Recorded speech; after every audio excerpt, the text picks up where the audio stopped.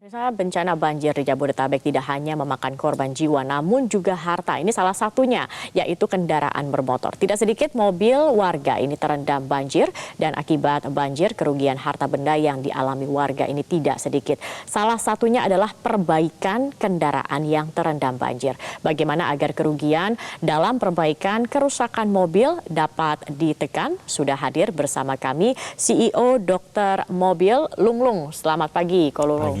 Kalau lo bukan, apakah juga termasuk salah satu korban banjir?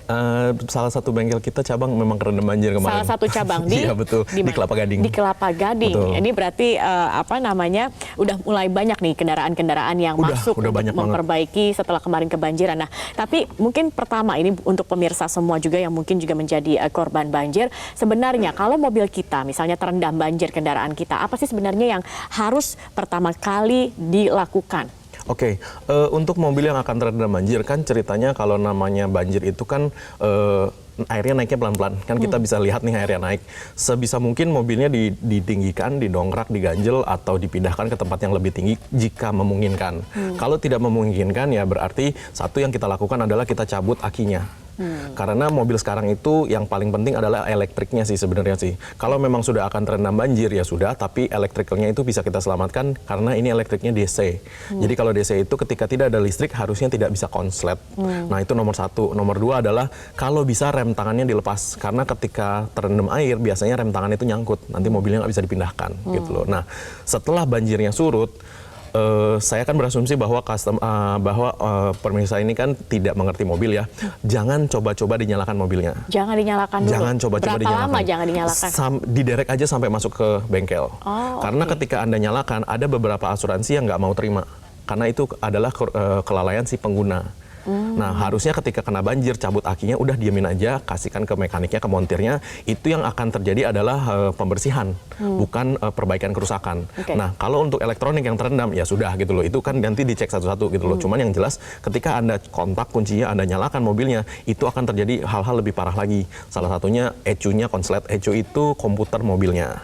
Nah udah gitu modul-modul yang lain seperti modul ABS, power window, power lock, alarm itu bisa konslet semua juga. Semua konslet sehingga tidak bisa berfungsi begitu. Betul. Ya. Baik. Kalau saya misalkan mobil saya sekarang terendam begitu, apa yang pertama saya harus lakukan? Saya cek bagian apanya dulu nih, Ko Lunglung? Kalau mobil yang kalau sudah terendam ya nomor satu tetap akinya dicabut dan ditelepon direct aja. Tetap dicabut juga akinya, meskipun akinya juga sudah terendam. Kalau sudah terendam tetap dicabut karena kalau DC itu tetap akan nyala ketika di dalam air. Kalau mobilnya manual sama otomatis, ini ada perbedaan tidak? Ada. Kalau otomatis kita pasti udah ada namanya automatic oil transmission, jadi oli transmisi otomatis, entah itu CVT atau apapun itu tetap harus diganti. Kalau nanti di bengkel, kenapa? Kalau udah terendam air, semua oli-oli yang ada di dalam mobil itu udah pasti kecampur sama air. Contohnya oli gardan ketika mobil yang memiliki gardan, kemudian oli transmisi itu. Terus tergantung seberapa tingginya oli mesin juga, kemudian minyak rem juga, kemudian minyak atau oli power steering juga. Itu udah pasti kerendam semua. Tapi mobil-mobil sekarang bukannya sudah didesain sedemikian rupa sehingga mereka tuh sebenarnya tidak anti air juga begitu, mereka kedap terhadap air untuk masuk ke dalam bagian mesin begitu. Betul, cuman tergantung seberapa tinggi banjirnya, kan kita nggak tahu nih. Karena kalau misalkan banjirnya tinggi banget ya sudahlah gitu. Kalau untuk kerusakan, Ko Lunglung, ini aku tadi sempat mencari sebentar begitu informasi mengenai ini kerusakan ada dibagi 3 kategori kalau tidak salah ya, ringan, sedang, berat. Jadi kalau ringan katanya baru mencapai karpet, kemudian kalau sedang ini sudah sampai dashboardnya, kemudian kalau berat itu sampai seatap begitu. Nah, dari 3 kerusakan ini seperti apa sih biasanya yang dialami rusak ringan, rusak berat, kemudian rusak sedang ini sendiri? Tergantung mobilnya mobil apa. Kalau mobil Jepang atau mobil-mobil yang LCGC ya kita ngomong ya, itu biasanya elektroniknya itu jauh lebih sedikit dan bukan di bawah karpet. Nah, kalau untuk mobil-mobil Eropa, walaupun yang ringan pun, biasanya kalau BMW, Mercy, Audi itu ada banyak modul-modul atau ECU lagi di bawah karpet dasar. Nah, di bawah karpet dasar itu kalau Range Rover ada ECU-nya untuk audio, kalau BMW ada yang untuk transmisi, tergantung model atau jenis mobilnya. Jadi kita nggak bisa mengkategorikan begitu, itu kerendamnya aja. Kalau untuk LCGC atau mobil-mobil Jepang yang nggak ada elektronik di bawah lantainya, itu biasanya karpet dasar dan joknya cepat dikeluarkan dan cepat dijemur. Nah itu dikeluarkan semua sampai liner-linernya sampai kita ngelihat chassis mobilnya, besinya gitu loh di bawah. Nah itu harus dikeluarkan semua dan dijemur. Kenapa? Kalau Anda biarkan 1 atau 2 hari ketika airnya itu menguap di dalam, itu akan berjamur sampai ke plafon-plafon semuanya nanti akan berjamur. Oke, tapi kan kalau rendam, kalau seperti pengalaman kemarin ini kan lebih dari 1 hari begitu. Betul. Artinya mobil ini terendam ya bisa dikatakan lebih dari 1 kali 24 jam.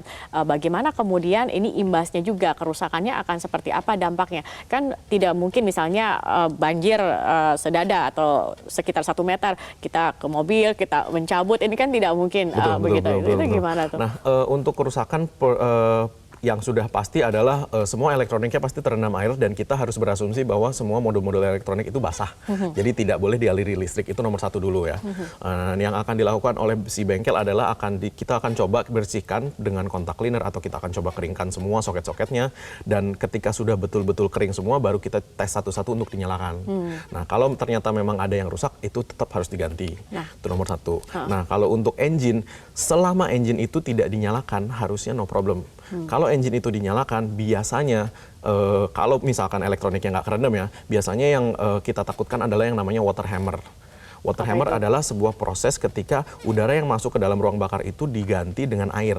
Nah, ketika udara masuk ke ruang bakar, ketika pistonnya naik, itu akan terjadi kompresi namanya. Nah, kompresi itu kalau udara itu bisa kita kompres, kita bisa tekan kan. Nah, kalau air itu nggak bisa. Nah, ketika volume itu digantikan dengan air, yang terjadi adalah satu, stang pistonnya bisa bengkok, pistonnya bisa pecah, atau blok mesinnya yang pecah.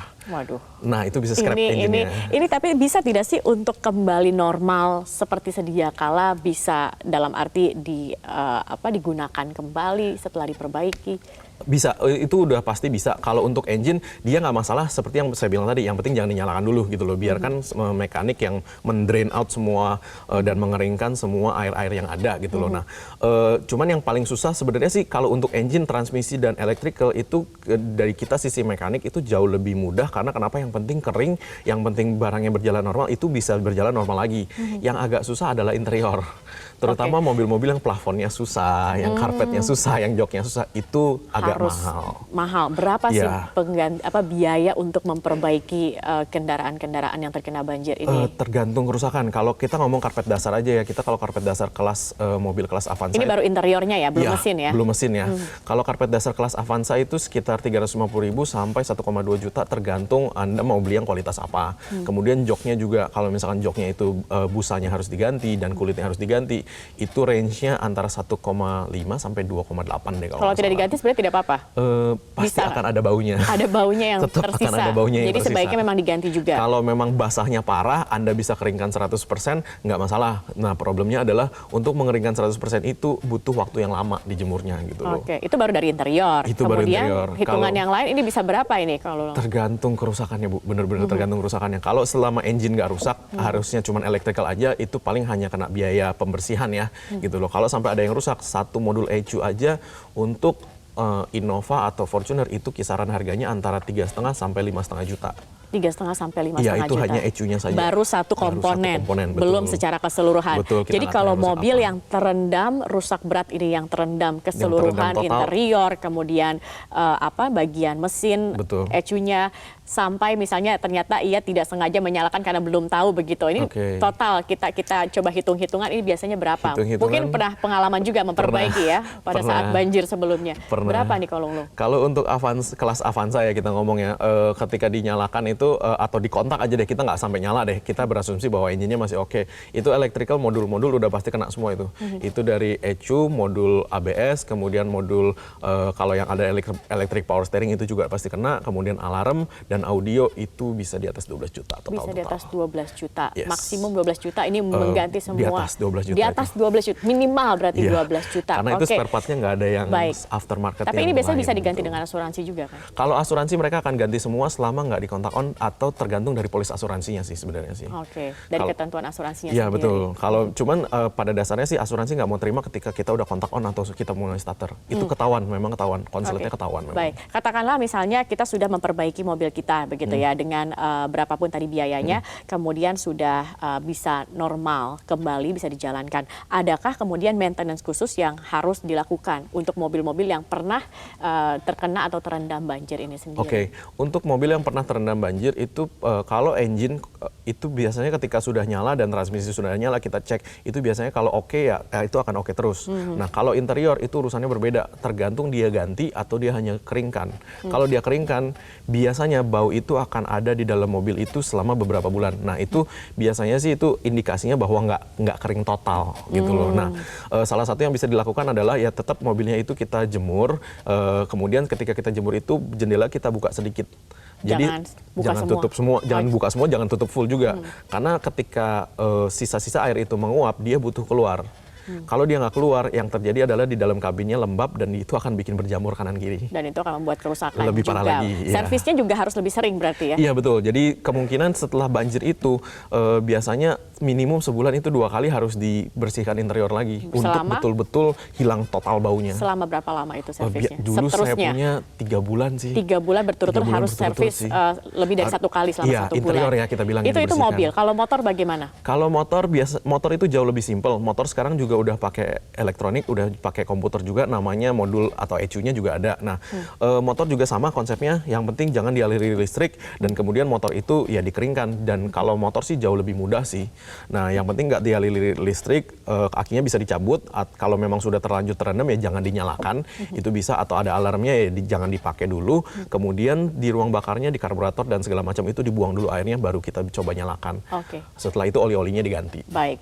Terima kasih banget. Ini Kolunglung, CEO Dokter Mobil sudah berbagi informasi bersama kita bagaimana kemudian kiat tips perawatan setelah mobil terkena banjir. Semoga ini juga jadi pelajaran. Kita tidak berharap tidak ada lagi banjir, tapi ketika nanti misalnya ada terjadi banjir, berarti nomor 1 adalah cabut aki, jangan nyalakan mesin, biarkan mobil derek mengangkut langsung ke bengkel dan langsung diperbaiki di sana. Terima kasih Kolunglung, CEO Dokter Mobil sudah bergabung bersama kami di Metro Pagi Prime Time.